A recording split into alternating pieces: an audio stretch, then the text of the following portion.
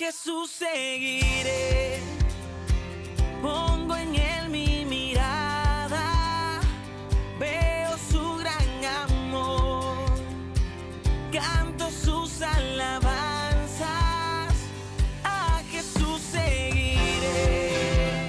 Bien, hermano, quiero compartir con ustedes hoy la palabra del Señor y he titulado el mensaje de esta mañana, Sobreviviendo en un mundo que cambia. Y les invito a buscar en sus Biblias Apocalipsis, libro de Apocalipsis capítulo 3, versículos del 14 al 22. Apocalipsis 3, versículos del 14 al 22. Dice la Biblia: escribe al ángel de la iglesia en la Odisea, el Amén, el testigo fiel y verdadero, el principio de la creación de Dios, dice esto: yo conozco tus obras, que no eres frío ni caliente, ojalá fuera frío o caliente. Así, puesto que eres tibio y no frío ni caliente, te vomitaré de mi boca. Porque dices, yo soy rico, me he enriquecido y de nada tengo necesidad. No sabes que eres un miserable y digno de lástima y pobre, ciego y desnudo. Te aconsejo que de mí compres con oro refinado por fuego para que te hagas rico, y vestiduras blancas para que te vistas y no se manifieste la vergüenza de tu desnudez, y colirio para ungir tus ojos y que puedas ver. Yo reprendo y disciplino a todos los que amo. Sé pues celoso y arrepiéntete. Yo estoy a la puerta y llamo. Si alguien oye mi voz y abre la puerta, entraré a él y cenaré con él y él conmigo. Al vencedor le concederé sentarse conmigo en mi trono, como yo también vencí y me senté con mi Padre en su trono. El que tiene oído, oiga lo que el Espíritu dice a las iglesias. Vamos a orar. Padre, gracias te damos por este día y gracias, oh Señor, por la presencia tuya en este lugar y en nuestras vidas. Gracias, oh Señor, por tu iglesia. Te pedimos tu bendición para ella. Y que el mensaje de tu palabra, oh Señor, pueda ser eficaz y llene nuestra mente y nuestros corazones. Ayúdanos a entender, oh Señor, tu palabra y a poder ajustar nuestras vidas, oh Señor, a la enseñanza de ella. Bendice a cada hermano en esta hora, en este lugar, y que la gracia de Cristo se manifieste en cada uno de nosotros. En el nombre de Jesucristo tú oramos. Amén. Hermanos míos, el Apocalipsis es uno de los libros más difíciles de la Biblia. Para nosotros, indiscutiblemente, si yo les pregunto cuántos de ustedes han leído Apocalipsis, estoy seguro que algunos me dirán que nunca lo han leído. Es un libro complicado, porque está lleno de símbolos, está lleno de cosas que nosotros muchas veces no entendemos, porque fue escrito para un tiempo, fue escrito de una forma y en un contexto bien difícil. La palabra Apocalipsis, el nombre Apocalipsis, está derivado de dos palabras. Una palabra, el prefijo apo, que significa de o desde, y la palabra calipsis, que significa oculto. Es decir, es la revelación de Dios o el mensaje de Dios que ha sido dado desde lo oculto. Algo que estaba escondido y en un momento dado de la historia, Dios decidió abrir un velo y dar y poner al descubierto un mensaje que Dios tenía para su iglesia. Nosotros siempre asociamos Apocalipsis con eventos futuros. Creo que ese es uno de los grandes errores que la iglesia ha cometido en nuestros tiempos. Mirar Apocalipsis de una manera solamente futurista. Apocalipsis no es solamente un mensaje futurista, fue un mensaje para los cristianos de su época, en el momento en el que ellos estaban viviendo. De hecho, en la Biblia podemos encontrar numerosos pasajes en el Nuevo Testamento que nos revelan que el tiempo del fin comenzó en la era apostólica. Por eso cuando alguien me dice, pastor, estamos en el principio del fin, no estamos en el principio del fin, estamos en el final del fin. Estamos en el final del fin y hay que estar preparados para el final del fin. No estamos en el principio. Los apóstoles dijeron que ellos estaban ya en el final, y para estos tiempos finales, decían los apóstoles, para estos tiempos finales en los que ellos estaban viviendo. Sea lo que fuere que Apocalipsis nos diga sobre futuros acontecimientos relacionados con el regreso de Cristo, no fue escrito en primer lugar el libro de Apocalipsis para los cristianos del siglo XXI. Eso es una realidad. En primero y principalmente, el Apocalipsis fue destinado a ser una palabra certera para 7 iglesias que estaban en el Asia Menor, lo que es actualmente Turquía, que estaban luchando con lo que significaba vivir como cristianos en un mundo dominado por un imperio que reclamaba la lealtad suprema para sí mismo. Solo cuando nosotros apreciemos cuán enraizada está este mensaje de Apocalipsis en su contexto político y cultural, podemos empezar a captar la idea o el mensaje principal para la iglesia de las décadas de generaciones, incluyendo la nuestra.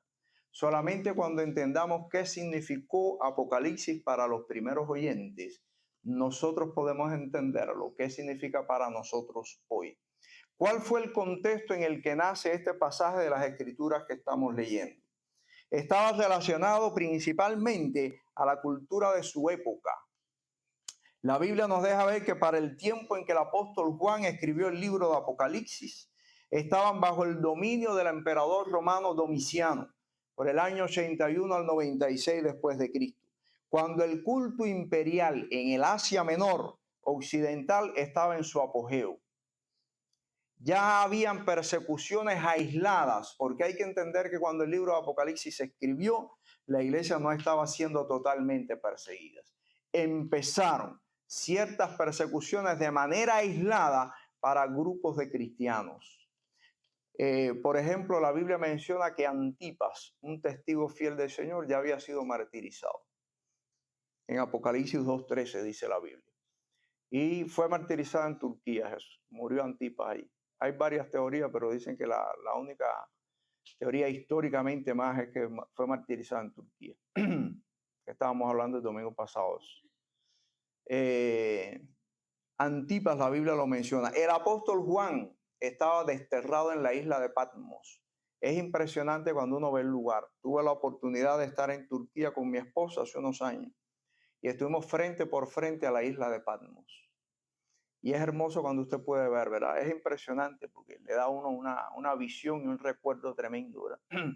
De la historia. Y es interesante que la persona que nos estaba guiando, a pesar de no ser cristiano, lo da como un hecho histórico real. Nos dijo, miren, esa es la isla de Patmos, desde donde el apóstol Juan escribió el libro de Apocalipsis. Qué tremendo, ¿verdad? Ellos no niegan su historia. Es impresionante. Es impresionante. Ya Juan estaba allí desterrado. Los cristianos comenzaron a sufrir en 2 direcciones en la época en la que el apóstol Juan escribe este libro de la Biblia. La primera dirección a la que los cristianos estaban comenzando a sufrir fue por parte de los judíos. Ustedes saben y recuerdan que la iglesia nació en un contexto judío. Si nosotros leemos el libro de los Hechos, nosotros vamos a ver que los primeros convertidos habían sido judíos, personas que habían nacido de la cultura o la religión judía, habían aceptado a Cristo como Salvador y se desarrollaron. De hecho, sus primeras reuniones fue precisamente en las sinagogas judías. Y la Biblia dice que Pablo y los demás apóstoles predicaban en las sinagogas. El cristianismo nació dentro de un contexto judío. Pero al pasar los años, al traer los cristianos la doctrina de Cristo y un poco alejadas del concepto judío, del culto judío, los judíos comenzaron a ver a los cristianos como una secta religiosa y empezaron a separarse de ellos. De hecho, fueron los judíos los primeros que empezaron a acusar a los cristianos de sedición contra el gobierno romano. Y por eso Roma empezó a levantar ciertas persecuciones contra los cristianos en su época. Y la segunda persecución que el cristianismo empezó a experimentar fue contra el imperio romano. Es decir, el propio imperio se empezó a levantar contra los cristianos. Roma hasta cierto punto protegió al pueblo judío y les dio ciertos beneficios. Los cristianos, al ser considerados aparte de los judíos como una secta religiosa, empezaron a sufrir persecución por Roma porque Roma les empezó a negar todos los beneficios que les daba a los judíos. Así que los cristianos empezaron a sufrir por estas 2 vertientes. ¿Cómo los cristianos enfrentaron la presión social a la que ellos estaban viviendo en su tiempo? La Biblia nos deja ver en primer lugar que no todos resistieron la presión. Esa es la realidad. No todos resistieron la presión social que había sobre ellos. De hecho, el mensaje profético de Apocalipsis, tenemos que mirarlo. El mensaje profético a las 7 iglesias no es precisamente un mensaje destinado para cristianos que están sufriendo una persecución por ser cristianos. Ese no es el comienzo del mensaje. De hecho, hay 7 iglesias mencionadas en Apocalipsis para quienes está dirigido el libro de Apocalipsis, y solo de las 7, 2 iglesias estaban sufriendo persecución. Las demás no estaban sufriendo ninguna persecución. Por lo tanto, el mensaje central de este pasaje de las Escrituras no es precisamente para alentarnos a vivir la fe, una fe firme en medio de una persecución. Nosotros podemos ver también que el apóstol Juan en su epístola, en sus cartas, en la primera carta, el apóstol Juan le dice a los cristianos: no améis al mundo ni las cosas que están en el mundo.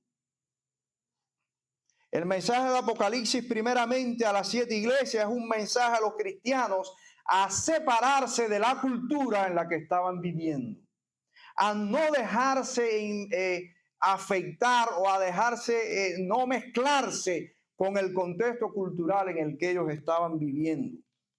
Y Juan advierte eso también en su primera carta, la primera epístola de Juan. Juan les dice: no améis al mundo ni las cosas que están en el mundo.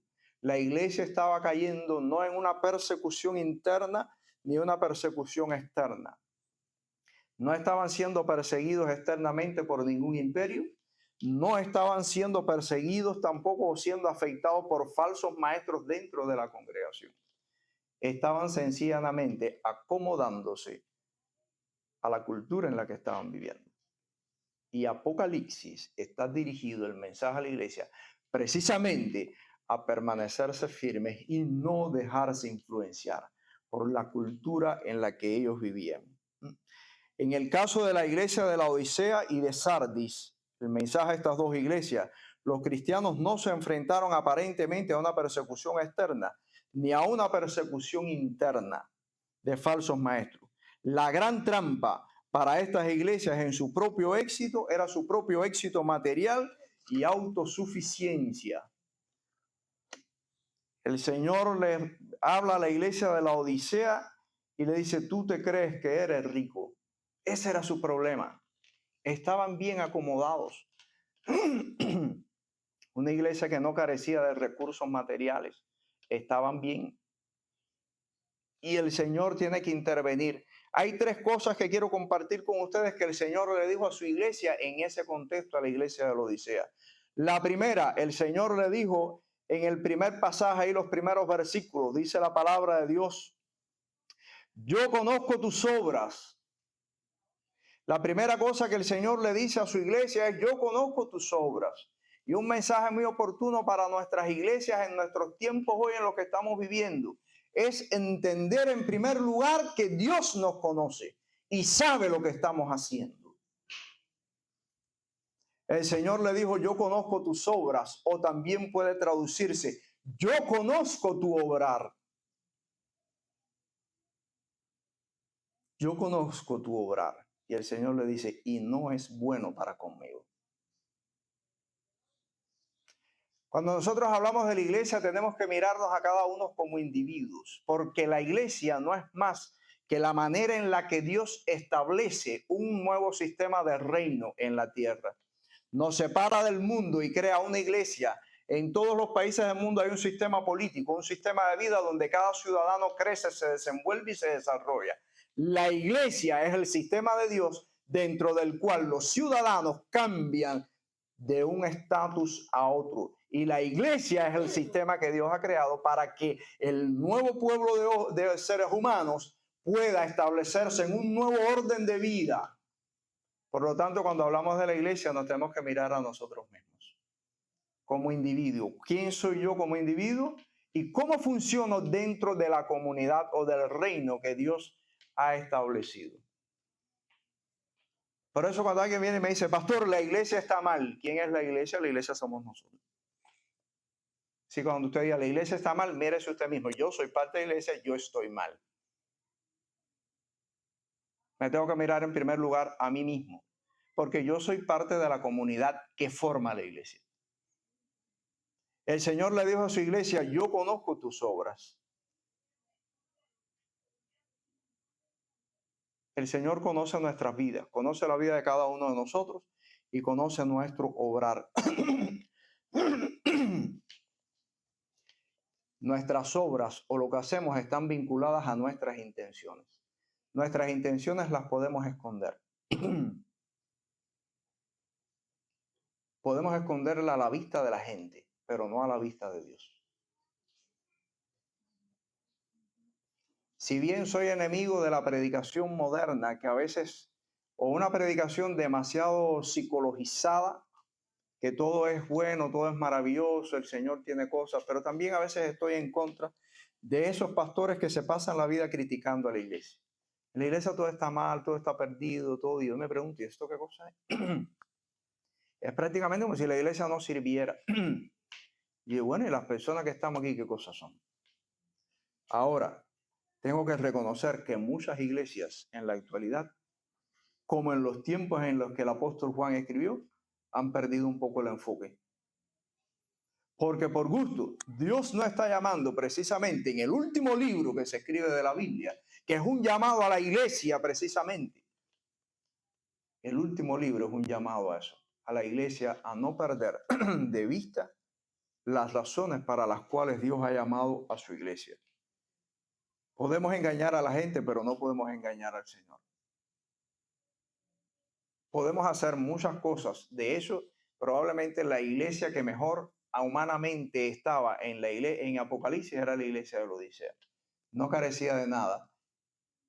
Y es la única iglesia, además de la iglesia de Sardis, a la que el Señor no le menciona ni una sola cosa en la que él estuviera agradado con su iglesia. Tuve la oportunidad de estar donde estaba la iglesia de Laodicea. Y quiere que les diga, un paisaje maravilloso. Parecía algo construido, hecho intencionalmente. Es una enorme cascada de aguas termales. La piedra de la cascada es blanca. Está fuera del contorno donde se desarrolla o donde está formado eso. Todas las piedras son grises, tonos carmelitos. Por donde corre la cascada de aguas termales es blanca. Su agua usted la toca, usted está arriba de la montaña, usted la toca, el agua es fría. Cuando llega abajo, llega tibia. Es como un misterio de la naturaleza, ¿verdad?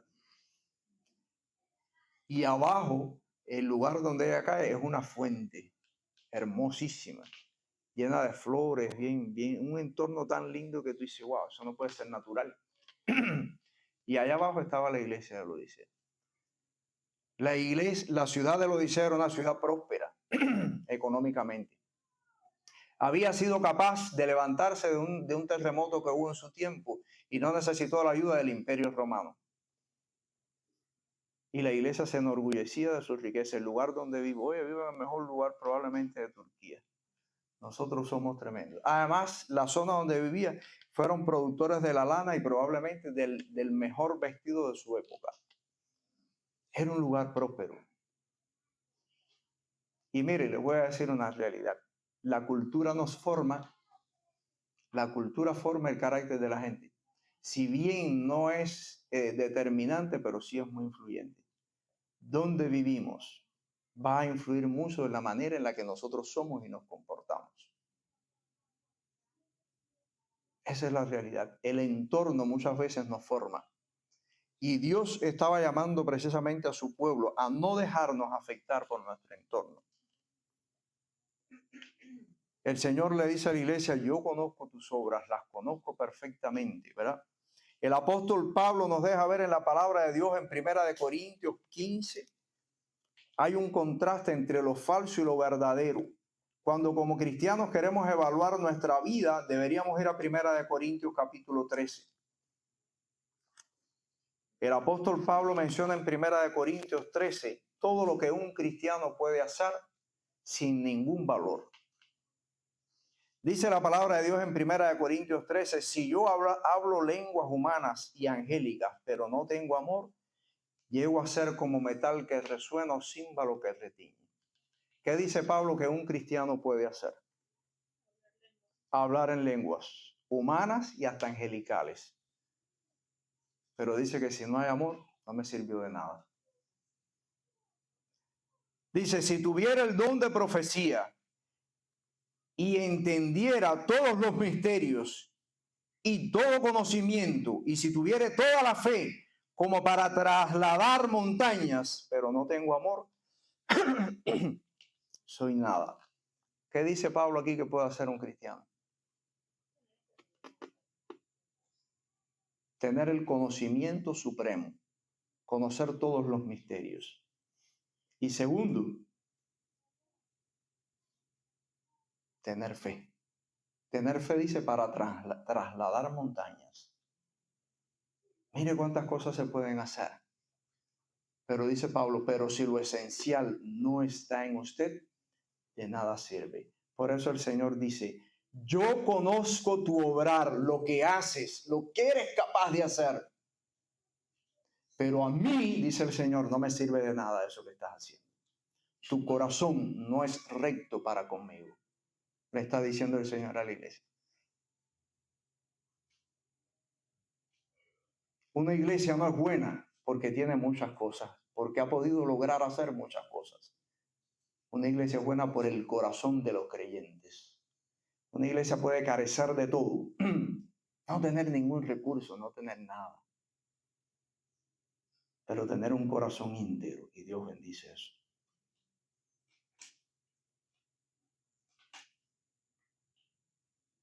La Biblia no dice, el Señor no dijo que Él estaba en medio de su iglesia si su iglesia tenía baterías, guitarras, si tenía esto, si tenía audio, si tenía... Hemos logrado conquistar a todos los grandes cantantes. El Señor dijo, donde haya 2 o 3 congregados en mi nombre, ahí estoy yo en medio de ellos. 2 personas es suficiente para hacer una buena iglesia, según el concepto de Dios. El apóstol Pablo dice que podemos hacer miles de cosas, ¿verdad? Dice que si diere todos mis bienes para dar de comer a los pobres y si entrego mi cuerpo para ser quemado, pero no tengo amor, de nada me aprovecho.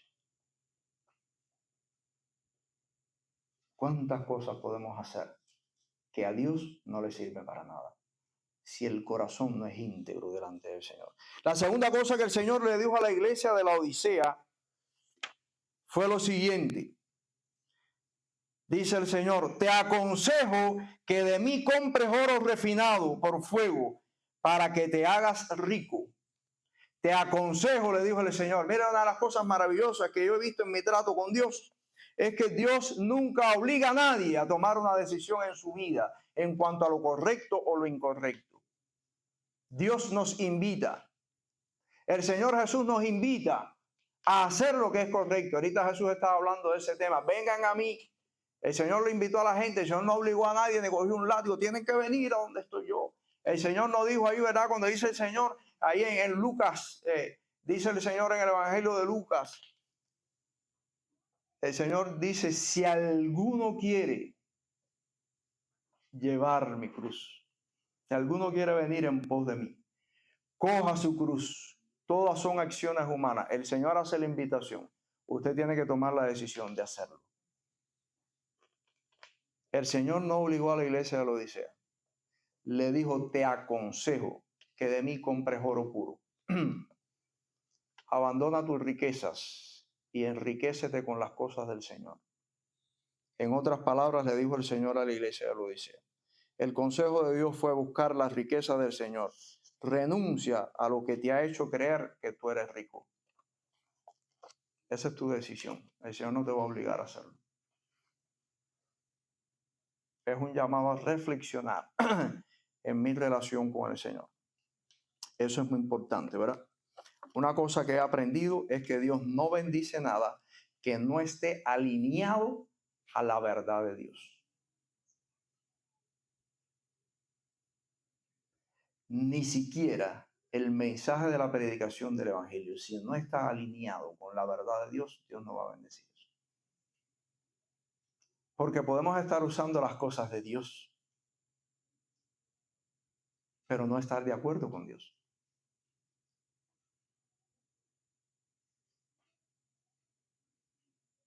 Y eso es muy importante. Porque estar en el Señor significa hacer y someterme a lo que Dios ha dicho que hay que hacer y someterse. Una vez un hermano me dijo, pastor, le prediqué el evangelio a fulana de tal. ¿Es así? Muchacho, fui a la oficina, pastor, donde estaba la muchacha, una persona que trabajaba con nosotros. Y le dije, chismosa, tú lo que eres una chismosa, tú tienes que aceptar a Cristo, va. Dije, hermano, pero ese mensaje nadie lo va a recibir. Eso no es predicar el evangelio. Dios no bendice nada que no está alineado con la verdad de Dios. Es una realidad. La palabra dice que somos llamados a andar. La Biblia dice que la iglesia es columna y baluarte de la verdad. Por lo tanto, todo lo que la iglesia haga tiene que estar en concordancia con lo que la palabra de Dios dice. Y por último, el Señor le dijo a la iglesia de la Odisea, yo reprendo y disciplino a todos los que amo. Qué tremendo, ¿verdad? El Señor siguió amando a la iglesia de la Odisea. No era la iglesia de la Odisea, no era la enemiga de Dios.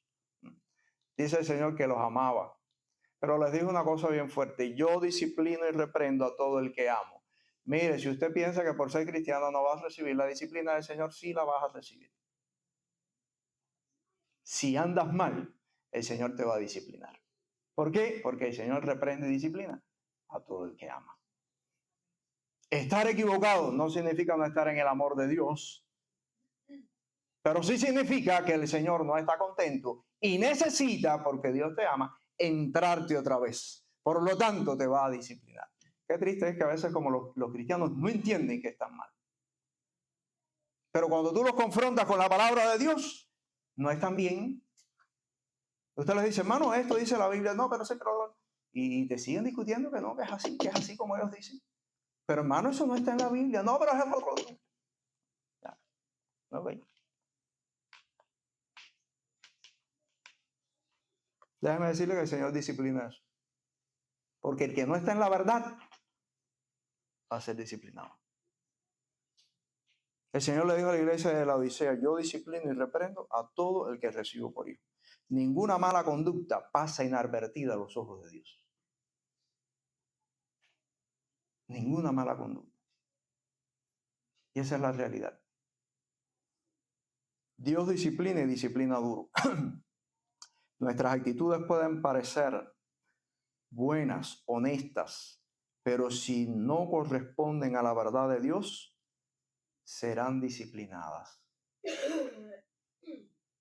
En la Biblia tenemos un ejemplo bien duro, pero un ejemplo.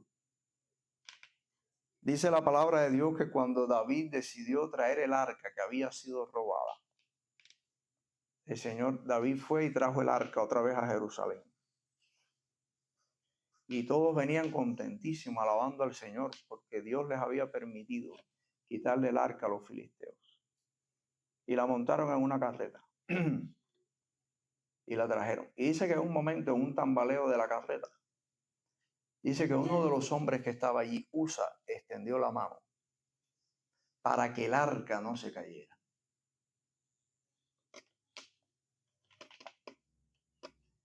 Mi pregunta es, si usted hubiera estado ahí, ¿qué usted haría?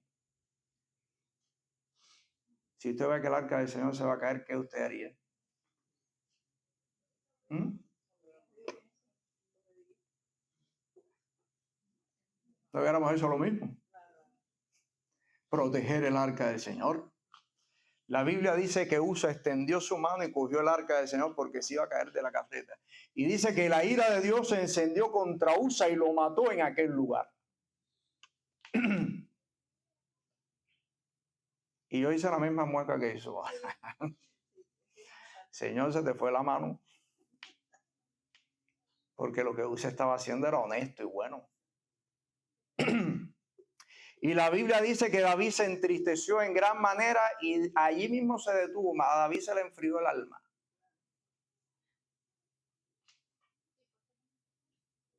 Y dice, ahora voy a responder la pregunta. ¿Por qué lo mató? Porque esa misma pregunta me hice yo. ¿Y por qué lo mató, Señor, si estaba haciendo el bien? Y la Biblia dice que a David se le enfrió el alma. Cuando ve aquello y se entristeció en gran manera. y no llevó el arca a Jerusalén. La dejó en casa de una persona. Y la Biblia dice que David se enojó con Dios por lo que había pasado. Pero gracias a las misericordias de Dios, David entendió el mensaje que Dios le dio. Y dice la Biblia que cuando David fue por segunda vez, ya habían pasado 3 meses, a traer el arca, lo hizo como tenía que hacerlo. En primer lugar, lo que Dios había establecido es que el arca no se podía montar en una carreta de bueyes. Y eso fue lo primero que ellos hicieron. Segundo, Usa no era la persona apropiada para transportar el arca de Dios. La Biblia dice, la ley de Dios decía que solamente un grupo de sacerdotes destinados por Dios podían transportar el arca y la harían colgada por barras aguantadas montadas en sus hombros, custodiada por un grupo de personas a su alrededor. Y David violó todas las reglas de Dios.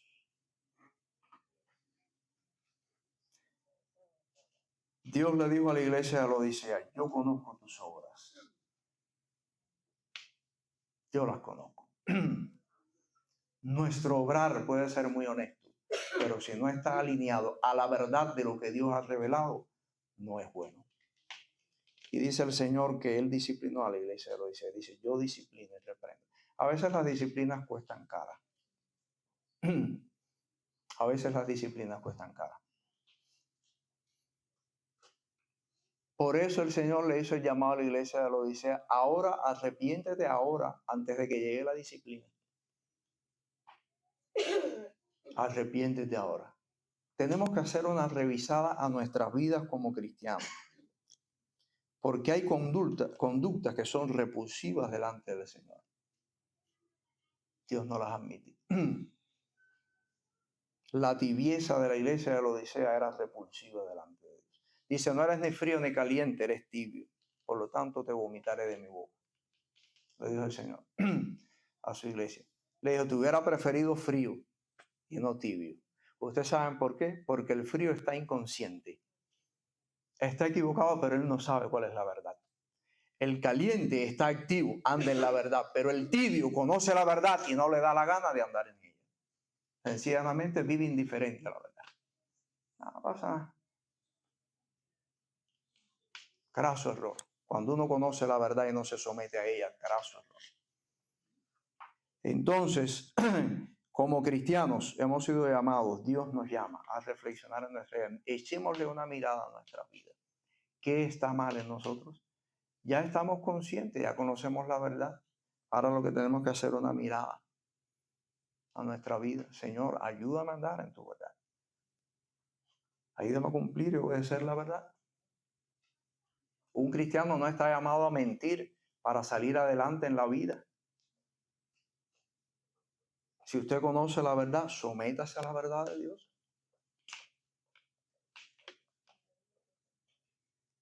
Yo conozco cristianos que han tenido que hacer entrevistas o algo de trabajo, de cosas.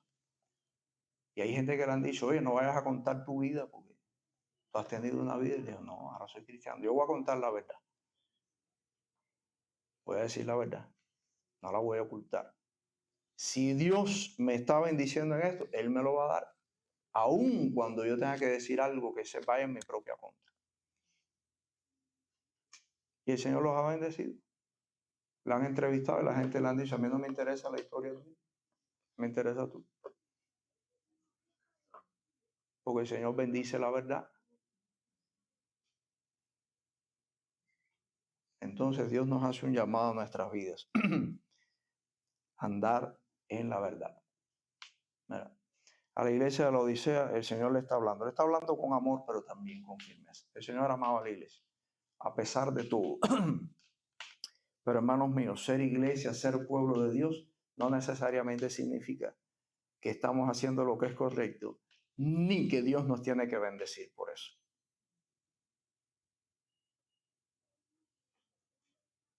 Cuando somos pueblo de Dios, todo lo contrario. Necesitamos, como somos pueblos de Dios, andar en lo que es correcto, ahora más que nunca, ¿verdad? Que el Señor bendiga sus vidas y les ayude como cristianos a andar en la integridad de la vida que Dios demanda de un hijo suyo. No tengan miedo a andar en integridad, porque Dios bendice la integridad de un hijo suyo. Dios bendice la integridad.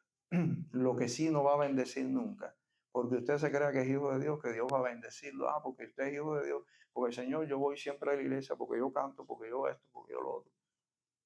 No. Nuestra vida tiene que corresponder con la verdad de Dios. Si no corresponde, Dios no bendice eso. Y el propósito de Dios es bendecir a su iglesia. ¿Por qué? Porque hemos sido elegidos para ser luz de este mundo. Hay gente que a veces me juzga en mi vida. Eso sí que. ¿Quién se cree eso, pastor? Cuando yo he tenido que hacer los taxis, he dicho siempre la verdad. Cuando he hecho mis taxis. Hay gente que te invita a meter miles de historias y miles de mentiras para poder ganar dinero. Yo no lo hago. ¿Quién se cree eso? No lo vas a hacer. Eso es tu problema, tú no lo crees. A mí no me interesa lo que usted haga. Yo no lo hago. ¿He tenido que devolver dinero? Sí, he tenido que devolver dinero. Por decir la verdad. Pero quiero decir una cosa. El Señor me ha dado un sueño tranquilito. Como dice la Biblia, no hay nada mejor que poner la cabeza en la almohada y dormir en paz. Y dormir en paz. No hay bendición más grande que andar tranquilo. ¿Verdad? Entonces la integridad sí vale delante de Dios. ¿Verdad? Vivamos en integridad. Es un llamado a usted como cristiano, como hijo de Dios y parte del pueblo de Dios, a vivir en santidad. Vive en integridad de vida. Dios bendice la integridad. Si no es ahora, será mañana, pero Dios lo bendice. Haga lo que es correcto delante de Dios y Dios lo va a bendecir. Vamos a orar. Padre, gracias te damos por este día y gracias te damos por tus bendiciones. Gracias por tu infinito amor. Gracias, oh Señor, porque tú amas a tu iglesia y nosotros somos tu iglesia, tu pueblo, Señor. Y gracias porque el consejo de tu palabra nos invita, oh Señor, a vivir a la luz de tu verdad. Aun cuando tal vez muchas iglesias se han desviado en la cultura, Señor, para tratar de congraciar si no le dicen a las personas la verdad o andan, Señor, a veces diluidos en las cuestiones de esta cultura. Ayúdanos a nosotros como pueblo tuyo a andar en integridad de vida, Señor. Bendice la vida de cada uno de nosotros. Bendice, oh Señor, la vida de los hermanos que están batallando en sus vidas, en sus trabajos, en gestiones migratorias, en todo, Señor. Ayúdanos en medio de ellos. Y te pido que tú les ayudes a ellos a andar en integridad de vida, para que puedan ver tu mano obrando, Señor, en santidad, defendiendo, Señor, a sus hijos. Porque tu palabra dice que tú cuidas a tus hijos, Señor, los defiendes. Bendice, Señor. Bendice a cada hermano que esté pasando por pruebas y tribulaciones en su vida. Que esté frente a la tentación, que estén enfrentando momentos de tensiones en su vida. Sosténlos con tu gracia, oh Señor, y ayúdales. Aquellos que tienen que tomar decisiones difíciles en su vida, ayúdales y sosténles, oh Padre. Te pedimos tu dirección. Bendice a tu iglesia, oh Señor. Y que la gracia tuya, Señor, se manifieste en nuestras vidas cada día. Te pedimos, oh Señor, tu dirección nosotros. Y te pedimos por el resto del culto, Señor, que tú nos bendigas y recibas, oh Señor, nuestra adoración a ti. En el nombre de Jesucristo tú oramos. Amén. A Jesús seguiré, pongo en él mi